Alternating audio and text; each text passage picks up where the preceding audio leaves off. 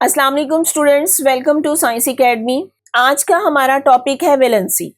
Valency क्या है, इसकी डेफिनेशन देखें। The combining capacity of atom with other atom is called valency. Combining capacity का मतलब क्या है कि कोई भी एटम किसी दूसरे एटम के साथ जब पेयर बनाता है तो वो किस तरीके से अपने इलेक्ट्रॉन की शेयरिंग करता है या अपने इलेक्ट्रॉन देता है, इस चीज को हम बोलते हैं उसकी वैलेंसी है। जैसे हमने प्रीवियस एग्जांपल्स में पढ़ा था कि हाइड्रोजन के पास एक इलेक्ट्रॉन है, अगर हाइड्रोजन अपना उस इलेक्ट्रॉन को रिलीज कर दे तो हाइड्रोजन के ऊपर +1 चार्ज आ जाता है, तो इसका मतलब है हाइड्रोजन की वैलेंसी +1 होगी। और अगर कोई भी एटम इलेक्ट्रॉन गेन करता है, जैसे हमने पिछली एग्जाम्पल में पढ़ा था क्लोरीन अपना एक इलेक्ट्रॉन ले लेता है, तो जब क्लोरीन अपना एक इलेक्ट्रॉन लेगा, क्योंकि उसने एक इलेक्ट्रॉन लिया, उसकी कैपेसिटी एक इलेक्ट्रॉन लेने की है, तो उसकी वैलेंसी -1 होगी। -1 क्यों? क्योंकि वो एक इलेक्ट्रॉन को ले रहा है, गेन कर रहा है। अब वैलेंसी की दूसरी डेफिनेशन भी दी गई है। Valency of an element is also defined as the number of hydrogen atom that can combine or displace with an atom of element. एक वैलेंसी की डेफिनेशन हमने इलेक्ट्रॉन के अकॉर्डिंग देखी, दूसरी जो हम देख रहे हैं वो हाइड्रोजन एटम के अकॉर्डिंग देख रहे हैं। एग्जाम्पल देखें, जैसे valency of chlorine is 1 as it's combined with 1 hydrogen atom to form hydrogen chloride. Hydrogen chloride की जब एग्जांपल देखते हैं तो क्लोरीन इसमें एक हाइड्रोजन लेता है, इसलिए यहाँ पे हम बोलेंगे क्लोरीन की वैलेंसी 1 है। लेकिन वाटर के केस में देखें, valency of oxygen is 2। Oxygen की यहाँ पे वैलेंसी 2 होगी। क्यों? क्योंकि इस ऑक्सीजन ने अपने साथ 2 हाइड्रोजन एटम लिए हुए हैं। अगली एग्जाम्पल दी गई है अमोनिया। अमोनिया में नाइट्रोजन की वैलेंसी 3 होगी। क्यों 3 होगी? क्योंकि इसने हाइड्रोजन के 3 एटम्स लिए हुए हैं। इसी तरह मीथेन CH4 में कार्बन की वैलेंसी 4 होगी, क्योंकि ये 4 हाइड्रोजन एटम के साथ कंबाइन किया हुआ है। तो यहाँ पे ये वैलेंसी की डेफिनेशन फुलफिल होती है। It is defined as number of hydrogen atom that can combine or displace with 1 atom of element. मतलब किसी और एलिमेंट के साथ हाइड्रोजन के जितने एटम मिले हैं या डिस्प्लेस हुए हैं वो उसकी वैलेंसी है। क्लोरीन के साथ एक हाइड्रोजन लगा, इसलिए क्लोरीन की वैलेंसी 1 है। वाटर में ऑक्सीजन के साथ 2 हाइड्रोजन लगे, इसलिए ऑक्सीजन की वैलेंसी 2। अमोनिया में नाइट्रोजन के साथ 3 हाइड्रोजन लगे, इसलिए N नाइट्रोजन की वैलेंसी 3 होगी। इसी तरह मीथेन में कार्बन के साथ 4 हाइड्रोजन है, तो कार्बन की वैलेंसी यहाँ पे 4 होगी। अगली जो बात की गई है, वैलेंसी ऑफ एन आयन और radical is equal to the magnitude of charge on it. इसका क्या मतलब हुआ कि किसी भी आयन या रेडिकल के ऊपर जो चार्ज होता है वही उसकी वैलेंसी होती है। For example, valency of sodium ion is +1। अब यहाँ पे देखें सोडियम के ऊपर प्लस चार्ज है, तो इसकी वैलेंसी क्या है? +1। लेकिन क्लोराइड आयन के केस में देखें Cl-1, तो इसलिए इसकी वैलेंसी भी -1 होगी। कैल्शियम के केस में देखिए इसके ऊपर +2 चार्ज होता है, इसकी वैलेंसी +2 होगी। और ऑक्सीजन के ऊपर -2 चार्ज होता है, तो इसकी वैलेंसी -2 होगी। अब आगे हम बात करते हैं केमिकल फार्मूला की। A symbolic representation of one molecule of an element or a compound is called chemical formula. Mean किसी भी मॉलिक्यूल में कोई एलिमेंट किस तरीके से मिलते हैं उसकी सिंबॉलिक रिप्रेजेंटेशन को हम केमिकल फार्मूला कहते हैं। जैसे अब यहाँ पे देखें, वाटर का फार्मूला H2O है। अब हमें पता है कि हाइड्रोजन के लिए सिंबल H यूज करते हैं, जबकि ऑक्सीजन के लिए O। और यहाँ पे क्योंकि ऑक्सीजन के साथ 2 हाइड्रोजन एटम मिले हैं, तो इसलिए हम इसके सबस्क्रिप्ट में 2 लिख देते हैं। तो ये इसका केमिकल फार्मूला बन गया वाटर का। अब यहाँ पे टेबल में आपको कुछ केमिकल फार्मूलास दिए गए हैं। जैसे हाइड्रोजन H2 है, ऑक्सीजन O2 है, नाइट्रोजन N2 है। अब यहाँ पे O2 का मतलब है कि 2 ऑक्सीजन एटम एक दूसरे के साथ मिले हैं। N2 का मतलब है 2 नाइट्रोजन एटम है। फ्लोरीन में 2 फ्लोरीन है, क्लोरीन में 2 क्लोरीन, ब्रोमीन में 2 ब्रोमीन एटम एक दूसरे के साथ मिलकर मॉलिक्यूल बना रहे हैं। आयोडीन में 2 आयोडीन। इसी तरह वाटर में देखें H2O, कार्बन डाइऑक्साइड का फार्मूला CO2, अमोनिया का NH3, मीथेन का CH4, हाइड्रोक्लोरिक एसिड का HCl, सल्फ्यूरिक एसिड का H2SO4 एंड ग्लूकोज का C6H12O6। तो ये केमिकल फार्मूला हमें रिप्रेजेंट कर रहा है कि ये कौन कौन से एटम है और उनकी कितनी तादाद में है। जैसे ग्लूकोज में 6 कार्बन है, 12 हाइड्रोजन है और 6 ही ऑक्सीजन मिलके ग्लूकोज का फार्मूला बना रहे हैं। नेक्स्ट टॉपिक जो आ रहा है, how to write a formula. Chemical formula लिखने हैं तो आपने इसको कैसे लिखना है, उसके कुछ स्टेप्स हैं। देखें, सबसे पहला स्टेप क्या है? Write the symbol of oppositely charge ion side by side, the positive ion to the left and the negative ion to the right. जब भी आपने कोई केमिकल फार्मूला बनाना है तो इसमें कोई एक एटम जिसपे पॉजिटिव चार्ज होगा, किसी पे नेगेटिव चार्ज होगा। पॉजिटिव को हमने लेफ्ट साइड पे लिखना है और जबकि नेगेटिव को राइट साइड पे। Cross the valencies to the lower right of the each ion. If the valencies are equal, don't cross as they cancel each other. अब इसकी एग्जाम्पल समझे। एग्जाम्पल आपको यहाँ पे दी गई है सोडियम सल्फेट की। हमें पता है सोडियम की वैलेंसी +1 है, जबकि सल्फेट आयन की SO4 -2 है। हमने कहा था पॉजिटिव आयन को आपने लेफ्ट साइड पे लिखना है, जबकि नेगेटिव आयन को राइट साइड पे लिखना है। जब इसका फार्मूला बनाना है तो उनकी वैलेंसीज क्रॉस मैच करेंगी। कैसे क्रॉस करेंगी? सोडियम का जो प्लस चार्ज है, अब यहाँ पे 1 नहीं लिखा, आपको बता देते हैं कि यहाँ पे ये 1 है, ये 1 चार्ज जो है वो सल्फेट के डाउन लिखा जाएगा, इस तरफ आ जाएगा, जबकि सल्फेट का नेगेटिव चार्ज सोडियम के डाउनवर्ड लिखा जाएगा। जैसे यहाँ पे ये देखें, ये आपको दिखाया गया है, सल्फेट का -2 सोडियम के नीचे चला जाएगा और इसका जो प्लस चार्ज है वो सल्फेट के साथ, क्योंकि 1 को हम मेंशन नहीं कर रहे तो यहाँ पे देखें ये सोडियम सल्फेट का जो फार्मूला बना है Na2SO4, सल्फेट का -2 सोडियम के नीचे आ गया था, इसलिए ये फार्मूला बना Na2SO4। सेकेंड एग्जांपल जो इसमें दी गई है वो है एल्यूमिनियम क्लोराइड की। एल्यूमिनियम के ऊपर +3 चार्ज, जबकि क्लोरीन के ऊपर -1 चार्ज। क्या होगा? वैलेंसीज क्रॉस करेंगी, इसकी नेगेटिव वैलेंसी एल्यूमिनियम के नीचे, और क्योंकि 1 नहीं लिखते, 1 को मेंशन नहीं करते, जबकि +3 क्लोरीन के नीचे, तो इसका फार्मूला देखें, एल्यूमिनियम AlCl3। Cl3 कैसे बना कि यहाँ पे एल्यूमिनियम की जो +3 वैलेंसी थी वो क्लोरीन के डाउनवर्ड जाके लिखी गई, जबकि यहाँ पे आने वाला प्लस जो है उसको हम मेंशन नहीं करते, 1 लिखने की जरूरत नहीं है। अब यहाँ पे आपको टेबल दिया गया और टेबल में आपसे कहा गया है कि आपने इनके केमिकल फार्मूलाज देखे हैं। केमिकल फार्मूला देखें, जैसे यहाँ पे सोडियम था, सोडियम का सबसे पहले क्लोरीन के साथ बना, सोडियम के ऊपर प्लस चार्ज, क्लोरीन के ऊपर नेगेटिव चार्ज, तो ये फार्मूला बनेगा NaCl, क्योंकि 1 को हम नहीं लिखते। अगला देखें, यही सोडियम Na और ऑक्सीजन के साथ Na2, क्योंकि ये जो 2 है वो सोडियम के डाउनवर्ड लिखा जाएगा। अगला देखें आप, सोडियम का नाइट्रेट के साथ, अब नाइट्रेट की वैलेंसी -1 है, वो सोडियम के नीचे लिखने की जरूरत नहीं है, और NO3 ऑलरेडी ये जो 3 था वो लिखा गया है।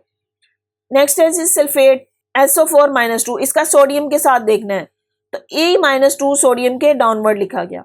अब अगला फार्मूला हम खुद लिख के देखते हैं, पोटेशियम क्लोराइड का लिखना है। अब पोटेशियम के पे क्या चार्ज है? +1 और क्लोरीन पे माइनस, प्लस और -1 लिखने की जरूरत नहीं, तो ये सिंपल सा फार्मूला बन जाएगा पोटेशियम क्लोराइड का KCl। नेक्स्ट हमने बताना है पोटेशियम ऑक्साइड का।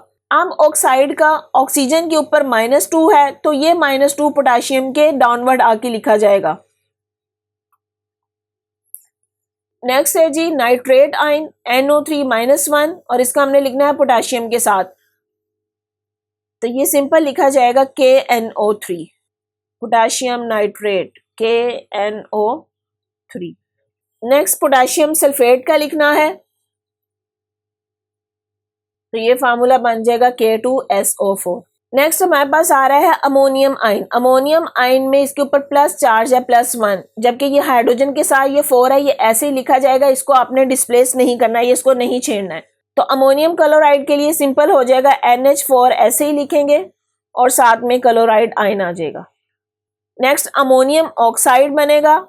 अब यहाँ पे देखें अमोनियम NH4 और ये ऑक्सीजन का जब -2 हमने लिखना है तो हम इसको ब्रैकेट में लिखेंगे इस तरह करके, क्योंकि 4 ऑलरेडी था उसके पास, ये पूरे के लिए 2 है, इसलिए ब्रैकेट डाल के हमने 2 लिख दिया और आगे हम इसमें ऑक्सीजन लिख देंगे इस तरह, तो ये बन जाएगा अमोनियम ऑक्साइड।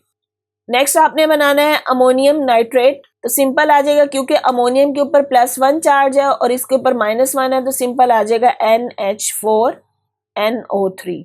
अमोनियम सल्फेट का आपको बना के दिखा दिया गया है, जैसे अमोनिया NH4 और सल्फेट का जो -2 है यहाँ पे आके ब्रैकेट में लिखा जाएगा। एक बात आपने नोट की है कि जब भी ये वैलेंसीज इंटरचेंज होती हैं, यहाँ पे इनके साथ जो माइनस या प्लस साइन है वो नहीं लिखा जाता फार्मूला बनाते वक्त। जैसे यहाँ पे देखिए सल्फेट के ऊपर जो चार्ज था -2 था, लेकिन जब हम इसको इसके सबस्क्रिप्ट में लिखते हैं तो उस वक्त प्लस या माइनस साइन कुछ भी नहीं लिखना होता, जस्ट आपने नंबर लिखने हैं। इसी तरह आगे आ रहा है जी कैल्शियम क्लोराइड। अब यहाँ पे कैल्शियम के ऊपर +2 चार्ज है और क्लोरीन के लिए नेगेटिव है, ये वाला +2 क्लोरीन के नीचे यहाँ पे लिखा जाएगा, तो ये फार्मूला बन जाएगा CaCl2। नेक्स्ट है जी कैल्शियम ऑक्साइड। अब देखें यहाँ पे कैल्शियम के ऊपर भी +2 है और ऑक्साइड के ऊपर भी -2 है। +2 और -2 दोनों एक दूसरे को कैंसिल आउट कर देंगे, तो हमें ये लिखने की जरूरत नहीं है, तो इसका सिंपल फार्मूला बनेगा CaO। इसी तरह कैल्शियम नाइट्रेट देखें, कैल्शियम का जो +2 था वो नाइट्रेट के इधर आ गया, उसको ब्रैकेट में हम मेंशन करेंगे। नेक्स्ट आपने लिखना है कैल्शियम सल्फेट का। अब दोबारा देखें, यहाँ पे कैल्शियम के ऊपर भी +2 चार्ज है, सल्फेट के ऊपर -2 चार्ज है, तो +2 और -2 एक दूसरे को कैंसल आउट कर देंगे, जिसकी वजह से ये जो फार्मूला बनेगा CaSO4। नेक्स्ट है G magnesium chloride. Same calcium वाला केस है, मैग्नीशियम के ऊपर भी +2 चार्ज है, तो ये फार्मूला बनेगा MgCl2। ऑक्साइड का, क्योंकि मैग्नीशियम के ऊपर भी +2 चार्ज है, ऑक्साइड के ऊपर -2, तो +2 और -2 एक दूसरे को कैंसल आउट कर देंगे, तो ये फार्मूला बनेगा MgO। नाइट्रेट के लिए बनेगा MgNO3 इसी तरह सल्फेट के लिए MgSO4। क्यों? क्योंकि इसका +2 और -2 एक दूसरे को कैंसल आउट कर देंगे। आगे देखिए, अब आ रहा है एल्यूमिनियम आयन। एल्यूमिनियम के ऊपर +3 चार्ज है, जबकि क्लोरीन के ऊपर नेगेटिव, तो एल्यूमिनियम का जो +3 चार्ज है वो क्लोरीन के डाउनवर्ड लिखा जाएगा, तो इसका फार्मूला बनेगा AlCl3। एल्यूमिनियम ऑक्साइड के केस में देखें, एल्यूमिनियम के ऊपर +3 चार्ज, ऑक्साइड के ऊपर -2। अब इनकी वैलेंसीज एक दूसरे के साथ इंटरचेंज करेंगे, इसका 3 इसके नीचे आ जाएगा और इसका 2 इसके नीचे, तो ये हमारा फार्मूला बनेगा Al2O3।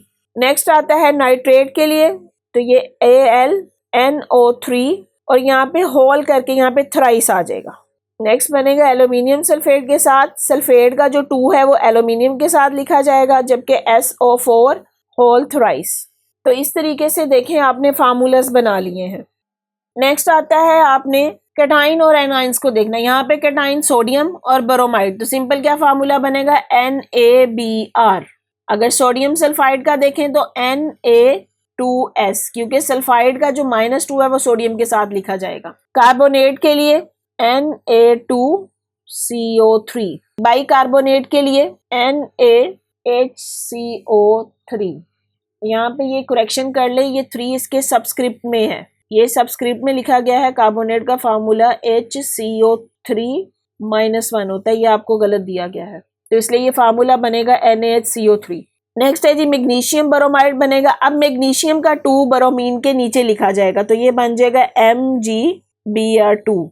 अब सल्फाइड के केस में देखें, मैग्नीशियम के ऊपर +2 चार्ज, सल्फाइड के ऊपर -2 चार्ज, ये माइनस प्लस एक दूसरे को कैंसल आउट कर देंगे, तो हमारे पास सिंपल फार्मूला क्या बन जाएगा मैग्नीशियम का Mgs। इसी तरह मैग्नीशियम कार्बोनेट का देखें, इसके ऊपर भी +2 चार्ज है और कार्बोनेट के ऊपर नेगेटिव चार्ज, तो +2 -2 एक दूसरे को कैंसल आउट कर देंगे और फार्मूला हमारे पास क्या बनेगा MgCO3। अब कार्बोनेट के केस में देखें, मैग्नीशियम के ऊपर +2 चार्ज है, जबकि बाइकार्बोनेट HCO3-1, तो ये +2 चार्ज इस पे होल की फॉर्म में चला जाएगा और इसका फार्मूला क्या बनेगा MgHCO3 क्योंकि ये 2 जो है इसके साथ इधर आ जाएगा।